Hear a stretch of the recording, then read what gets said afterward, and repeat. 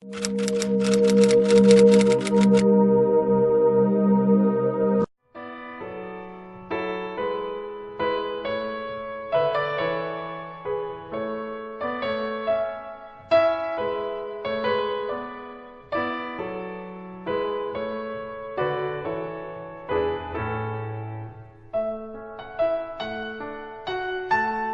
muchísimas gracias. Nuevamente un placer estar aquí contigo. Y esas pequeñas cosas o esas grandes cosas que inhiben o que perjudican de alguna manera o que afectan nuestro deseo y nuestro placer sexual, está el abuso.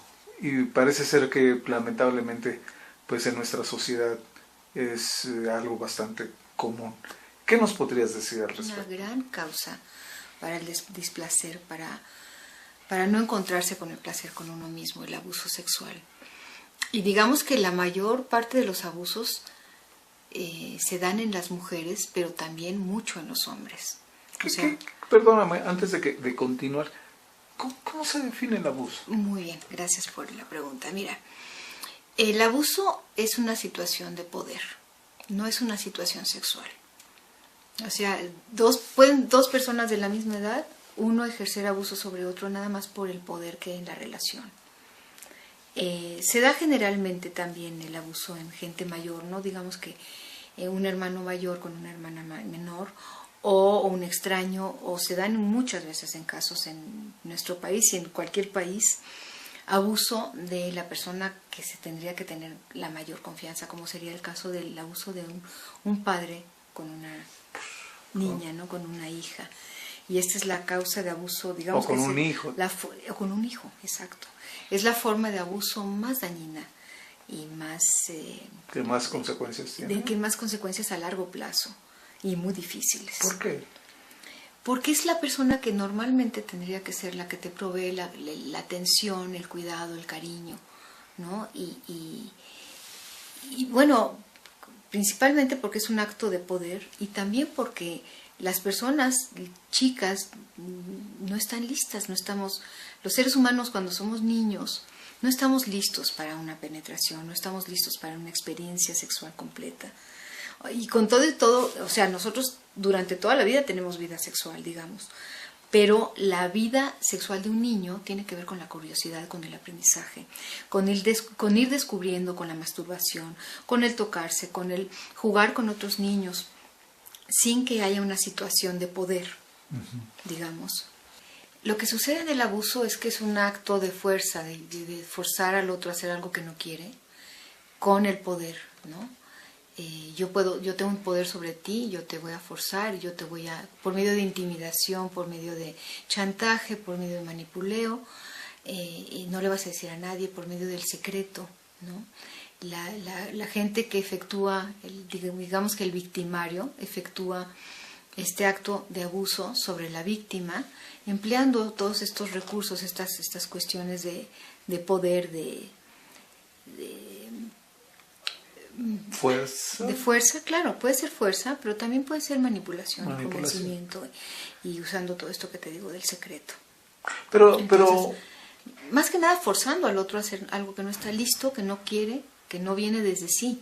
Y la diferencia entre un acto con abuso y un acto, por ejemplo, en la sexualidad normal de una persona, todo viene a su tiempo. Digamos que un niño o una niña aprenden sobre la sexualidad por curiosidad, porque ya es el momento de aprender, porque su cuerpo se los pide, porque su curiosidad se los pide. Entonces van descubriendo.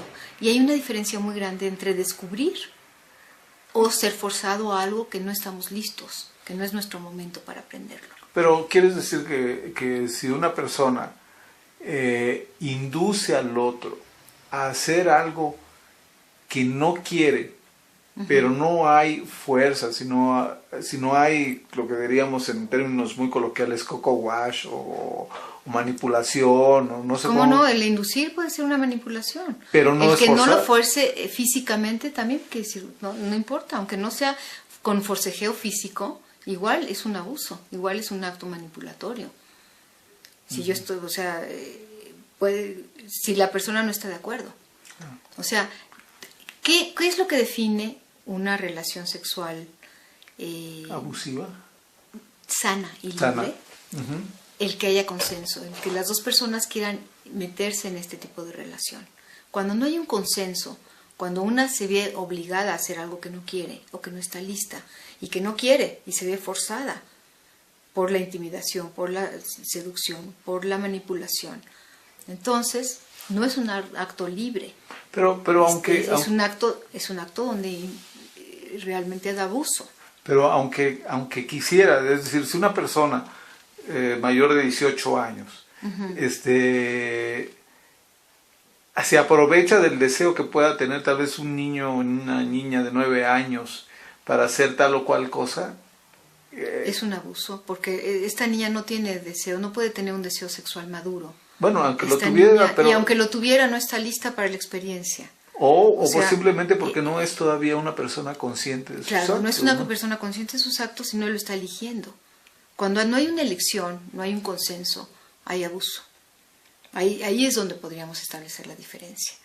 Entonces, cuando se ejerce abuso sobre un hombre o una mujer, se deja una huella en el cuerpo que queda grabada para, pues digamos, para muchos años, ¿no? Puede ser para toda la vida si nunca lo trata. Y esta huella se puede desarrollar de diferentes maneras. Las personas pueden tener diferentes conductas ante un abuso, una experiencia de abuso. Puede ser que esta persona no tenga deseo o tenga mucho miedo o no permita que le toquen el cuerpo, o si le tocan el cuerpo no va a sentir, porque va a desconectarse. Porque, ¿qué es lo que sucede cuando hay abuso? Invariablemente hay culpa y hay vergüenza. Entonces esta culpa y esta vergüenza quedan impregnadas en el cuerpo. Es increíble, pero la persona que es victimizada muy a menudo se siente muy culpable por haber, incluso trabajando con gente que ha sido violada, siempre piensa que hay algo que pudo haber hecho que motivó esta violación. O sea, ¿la culpa? La culpa. O sea, bueno, más bien la idea de que pudo haber hecho, que ella motivó de alguna manera o que él motivó de alguna manera. Y simplemente no, ellos no son los motivadores, ¿no? Este es un acto violento, que la responsabilidad de este acto es de la persona que lo ejerce, no de la persona que lo recibe, ¿no? Y más aún cuando estamos hablando de niños, en todos los casos. Los niños no son responsables del abuso. Los perpetradores, los victimarios, exacto, son las personas que son los responsables de este acto terrible, ¿no? Pero también se encargan de culpabilizar con esta cosa de la seducción, o de decir, muchas veces en el trabajo con familias donde ha habido un miembro que abuse del otro, escuchamos los terapeutas que la persona que actuó, o sea, que ejerce el abuso, dice, bueno, es que mi hermanita lo quería, o ella lo deseaba, ella me sedujo, ella es responsable de esto, ¿no? Y es algo que hacen los victimarios para sacarse la culpa, ¿no? Porque generalmente son gentes con una personalidad que no les permite hacerse responsable de sus actos. Oye, pero la víctima, entonces, pobrecita, ¿no? Es correteada y apaleada. Claro, totalmente. Es exacto lo que estaba pensando, lo que estás diciendo, ¿sí? Si no, nada más es culpabilizada, ¿no? Por el acto. No nada más es victimizada con la cuestión del abuso, sino que es culpabilizada. Y por eso es tan difícil abrir estos asuntos en las familias que ocurren, pero lo mejor es abrirlo en familia y que cada quien se haga responsable. Más bien que haya un acto de verdad de responsabilizarse por parte del victimario y de poder pedir perdón a la víctima, en los mejores casos, ¿no? Que bueno, la verdad que sanaría heridas. Sanaría, y he tenido la oportunidad de presenciar casos donde esto se da en el Seguro Social, ¿no? Con técnicas de terapia donde poco a poco se va induciendo a que la persona que es el victimario pueda reconocer esta situación y pueda pedir perdón. En el mejor de los casos, porque muy a menudo se ven casos de gente que no toma responsabilidad, ¿no? ¿Y qué otras consecuencias puede tener en la gente? Bueno, en la persona que lo vive, en la víctima, que lo sufre, digamos, sí, claro. puede haber digamos que una apertura hacia el campo de la sexualidad en una edad muy temprana a la que no estaba lista, una edad muy precoz, ¿no? Puede haber una hipersexualidad, puede haber un interés desmedido por la sexualidad cuando no, tendría que estar estudiando, tendría que estar haciendo otra cosa y no estar metida en la cuestión sexual, ¿no? Pero como ya fue despierta a una edad temprana que no estaba lista, de repente esto es lo que ocupa su mente y se vuelve muy curiosa y se vuelve, hombres o mujeres se vuelven muy curiosos, muchas veces efectúan actos con niños o con otras personas, se vuelven también perpetradores, se pueden volver victimizadores, digamos, ¿no? Pueden repetir el acto, lo que les hicieron lo repiten, muchas veces sucede. Puede haber una hiposexualidad, una cerrazón por completo. Puede haber épocas de una cosa o de otra. Digamos que no todo el mundo responde igual y la misma persona no responde igual a lo largo de la vida. Puede tener un periodo de mucha apertura o de mucha necesidad de tener experiencias sexuales, pero fíjate que las experiencias a las que incurren estas gentes que han sido victimizadas con abuso sexual muchas veces son tan rápidas que no alcanzan a degustarlas, digamos, a saborearlas, a tener placer. Son experiencias que como compulsivas, ¿no? Lo que importa es tenerlas unas y otras y otras y otras. Y no hay un acuse de recibo, digamos, una toma de conciencia. Una toma de conciencia de lo que está ocurriendo a nivel corporal. En cambio, por ejemplo, una persona que no ha sido victimizada, que no ha sido abusada, va aprendiendo a su ritmo, va estudiando, va haciendo lo que le corresponde en la vida y va aprendiendo a su ritmo cuando procede tener un beso, cuando procede tener un tocamiento, cuando procede con una cuestión. Esto, lo que estamos hablando, la diferencia sería el estar de acuerdo, ¿no? El quererlo hacer, el tener la curiosidad, el tener la iniciativa, pero junto con la otra persona, porque los dos estamos de acuerdo, porque es un acto que los dos queremos. Hay una diferencia enorme entre una persona que ha sido violentada con un abuso sexual o una persona que ha tenido un acceso a la vida sexual de una forma paulatina, con un aprendizaje natural y normal de lo que es la vida sexual, ¿no? Bueno, digamos que... Sí. No, por favor. Otra de las consecuencias podrían ser pues el clásico vaginismo, ¿no? Que la mujer se cierra. Que se cierra por completo y no permite que la penetren porque puede sentir dolor, le puede recordar el dolor sentido, ¿no? En una penetración o simplemente por el miedo. Puede ser por abuso, puede ser por otras razones también, ¿no? La anorgasmia, ¿no? La dificultad para tener orgasmo, y no nada más la anorgasmia, sino digamos que una dificultad en todas las fases de lo que es la sexualidad, que serían el deseo, la excitación y el orgasmo. Digamos que tiene trastornos en cada una de estas fases, o en todas. O sea, que no tiene una vida normal, no, sexual normal. Pues, ¿qué es una vida normal?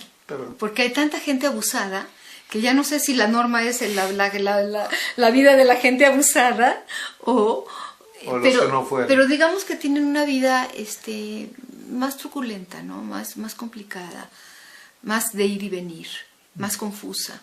Hay mucho impacto sobre la autoestima, sobre cómo conciben su cuerpo, cómo ven su cuerpo.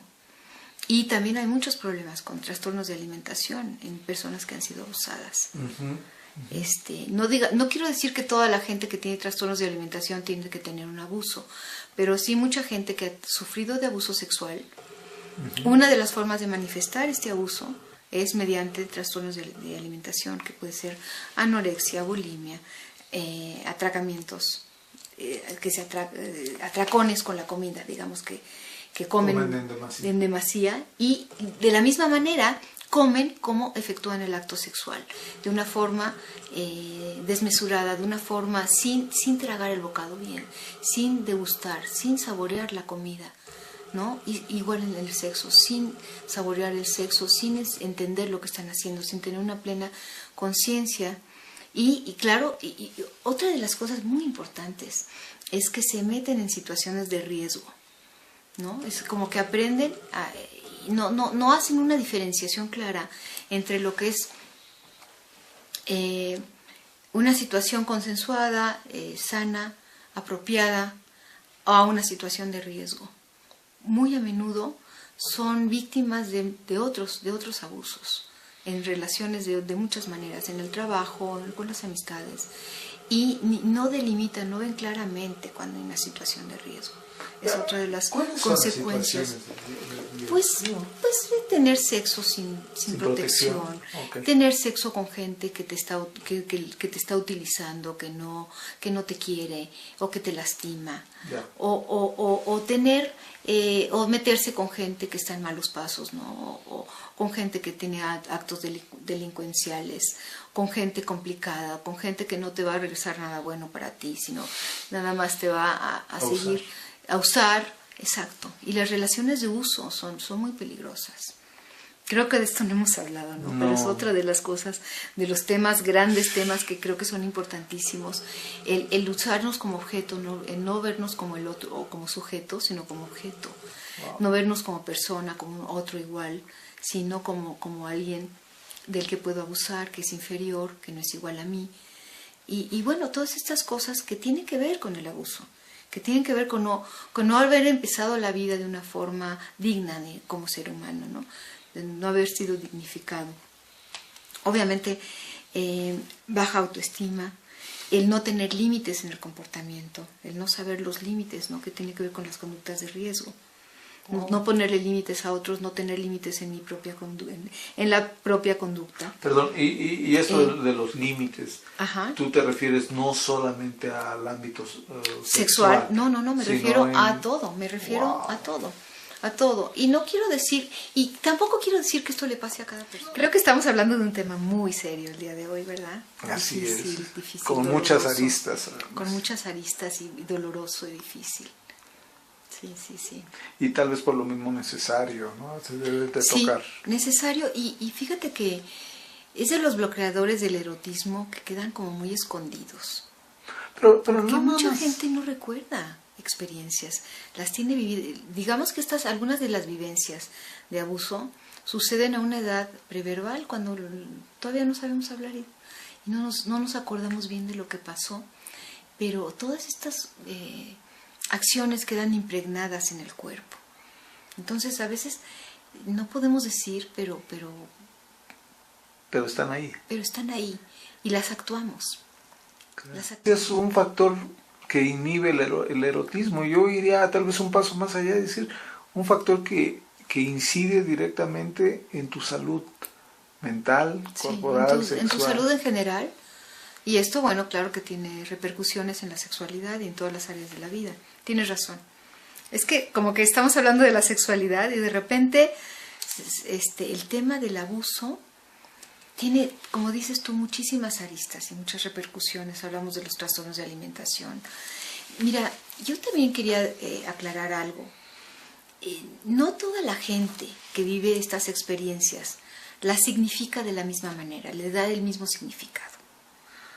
Puede haber una persona que lo vivió y que asombrosamente no le afecta. ¿Y a qué se debería? Digamos que todos los traumas que uno vive no dan como resultado un estrés postraumático, una manifestación como la que hemos hablado, ¿no? En diferentes áreas de la vida tremenda. ¿A qué se deberá? ¿A la estructura? A la estructura de cada quien, al contexto, al tipo de familia, a la cultura. Hay culturas donde el papá es el primero que se acuesta con, dije que se acuesta, pero es el primero que tiene relaciones sexuales con su hija, ¿no? Y eso es aceptado socialmente. Más o menos, pero más o menos puede ser. Entonces la cultura tiene un gran efecto, digamos, en cómo las cosas se van a vivir. No nada más la cultura, también la estructura de cada persona, el significado que cada persona le dé. Se puede vivir en una familia como juego sexual digamos, los juegos entre dos hermanos. No me refiero al abuso de papá e hija, eso casi en todas las culturas pero digamos es mucho más serio. El famoso juego del doctor. Exacto. El juego del doctor, cuando estás jugando, dos niños están jugando de la misma edad y más o menos de la misma influencia uno sobre el otro, ¿no? Que no haya una cuestión de mucho poder de uno sobre el otro, sino más bien que los dos jueguen, que estén más o menos parejos, que sean de la misma edad y que estén en la misma cuestión de investigar lo que les sucede, de ir descubriendo su cuerpo, de ir jugando. Es perfectamente normal ese juego. Y no nada más normal, sino deseado. Es parte de la evolución de la sexualidad normal y sana de una persona, ¿no? ¿Por qué? Porque es una cuestión consensuada desde la curiosidad, no desde la fuerza, como repitamos, coerción, sí, como lo hablábamos hace rato. Pero bueno, decíamos que, digamos que no toda la gente le da el significado de trauma a la misma experiencia, ni toda la gente tiene todas estas cuestiones de las que hablábamos, de baja autoestima, ¿no? Habrá niños que cuando les sucede esto tengan sueños. Otra de las cosas, el trauma en el niño, en la niña, no tiene un lenguaje. Los niños no dicen lo que sienten, ¿no? Y muchas veces los adultos tampoco. Pero ¿cómo lo manifiestan? Pues con sueños, con pesadillas. Wow. ¿No? Muchas veces pesadillas estereotipadas, la misma pesadilla todos los días de la misma manera. En el juego, cuando juegan con otros, en el que lo quieran hacer con otra gente, de muchas maneras diferentes, ¿no?